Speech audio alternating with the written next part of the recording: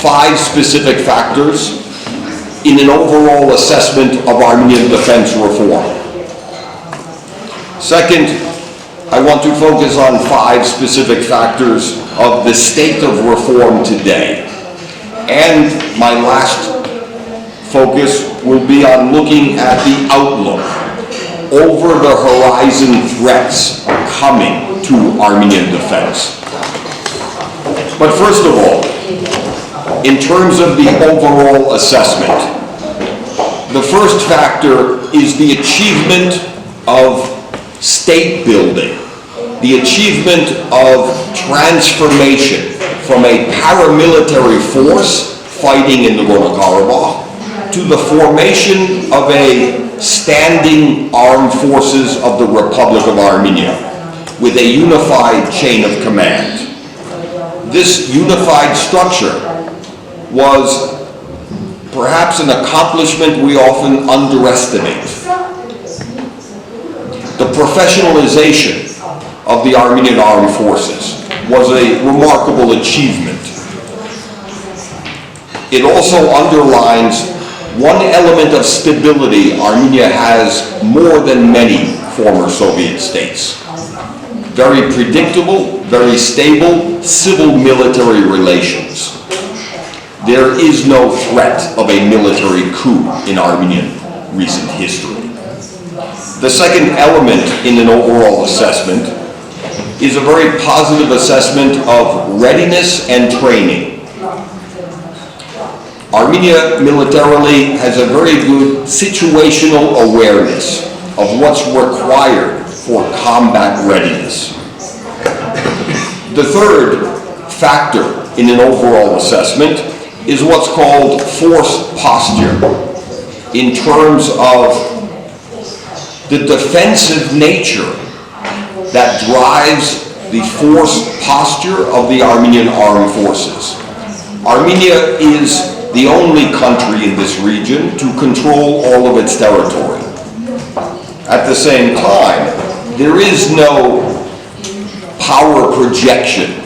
The Armenian armed forces is not necessarily an offensive force. Rather, it is based on a defensive posture. What's important in this context is that the Armenian armed forces trains and prepares for the next war, not to fight the last war again. The fourth element of an overall assessment is a weakness and a criticism. This element is what's called threat perception. I would argue, however, we have a weakness of threat misperception, where we greatly exaggerate the threat from Turkey militarily and underestimate other emerging threats and shortcomings. This weakness is a mutual assured distraction from real defense reform. And the fifth element of the overall assessment is what's called teeth to tail. It's looking at the logistic component, the support and supply elements of the armed forces. In terms of logistics, we are much weaker than we should be. In other words, deficiencies were revealed in last April's fighting, the brief war with Azerbaijan. But there are structural shortcomings and weaknesses in logistics in terms of the inadequate supply of transportation for troops and equipment to the front line. Shortcomings in logistical support, whether it was questions raised over the availability of fuel for tanks last April, or the example of Manvel Grigoryan's sale of transport vehicles from the Ministry of Defense years ago.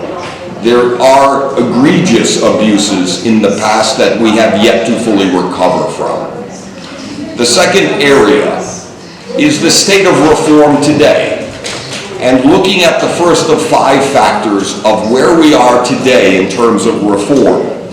The first is modernization. Modernization is especially important over the past 2 years alone. because it reflects a new prioritization of research and development, R&D. This was a process heralded by former Defense Minister Ohanian and former Deputy Defense Minister Tunoyan, and has only increased in importance under current Defense Minister Vigen Sargsyan. Research and development and modernization involves the development of civilian scientific efforts with spillover or replication in the defense sector. For example, the production domestically of UAVs, unmanned aerial vehicles.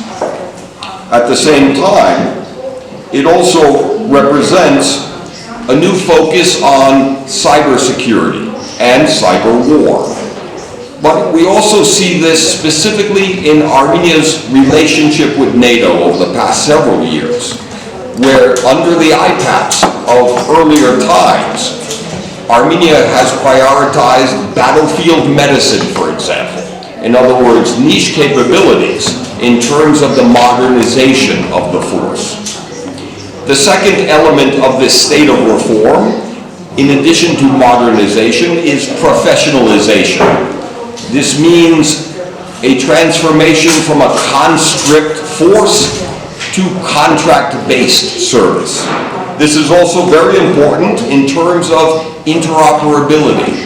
Armenian peacekeeping battalion serving under European command in peacekeeping deployments in Kosovo, Iraq, Afghanistan, southern Lebanon most recently.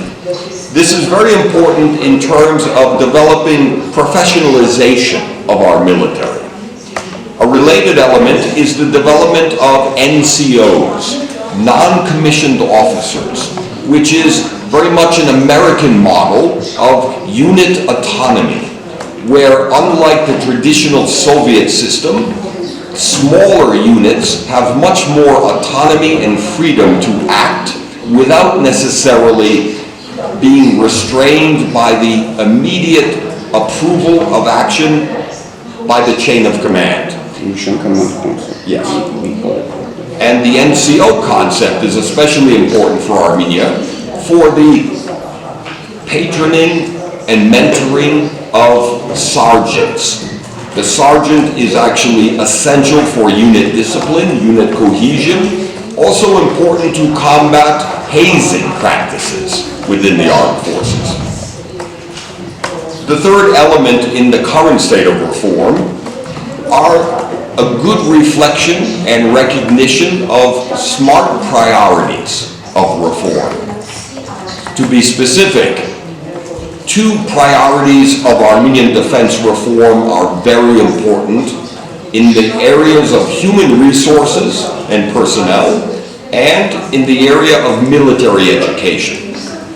The reason is because military education as a priority means that we can develop modern thinking, less Soviet legacy, new officer corps, in order to develop a doctrine that's not simply a cut and paste copy of a Russian doctrine, but a doctrine and strategy based on Armenia's own geographic and territorial needs and challenges, and its own force demands.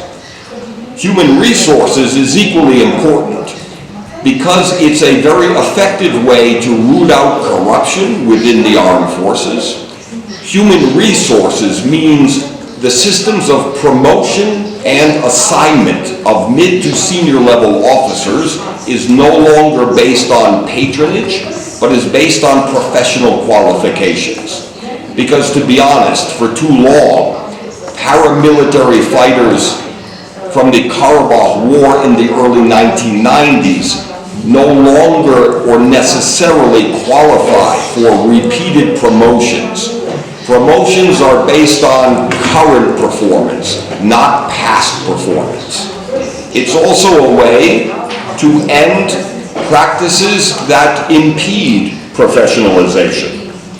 A related element is the introduction of transparency. As difficult, as emotionally painful it is to focus on hazing within the armed forces in the past several years. The reason it's become more a centerpiece of attention is because there's greater transparency.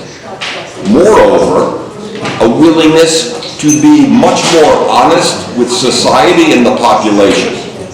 Unlike our neighbors, where there's an erosion of public confidence and trust because of a lack of transparency, the Armenian Ministry of Defense took a risk but made a smart decision to be transparent, open, and honest with mistakes and shortcomings, because to cover up a crime, to cover up abuse, only magnifies the problem and undermines trust and confidence.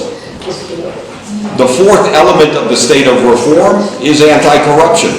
And to be honest, we know from last April, procurement fraud was and remains to a degree a problem within the Armenian Armed Forces, as well as past incidents of corruption in recruitment and assignment, the selling of medical deferments, for example. And unfortunately, some within the armed forces in recent history have had open business interests and conflicts with their service in uniform. The fifth element of the state of reform is strategic vision, next generation reform in Armenia.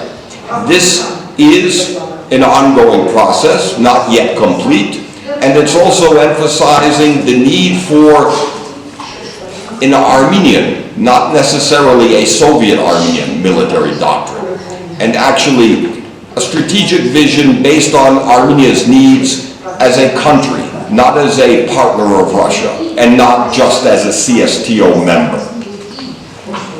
Now, my third final area of focus is the outlook, looking ahead, and specifically looking at 5 over-the-horizon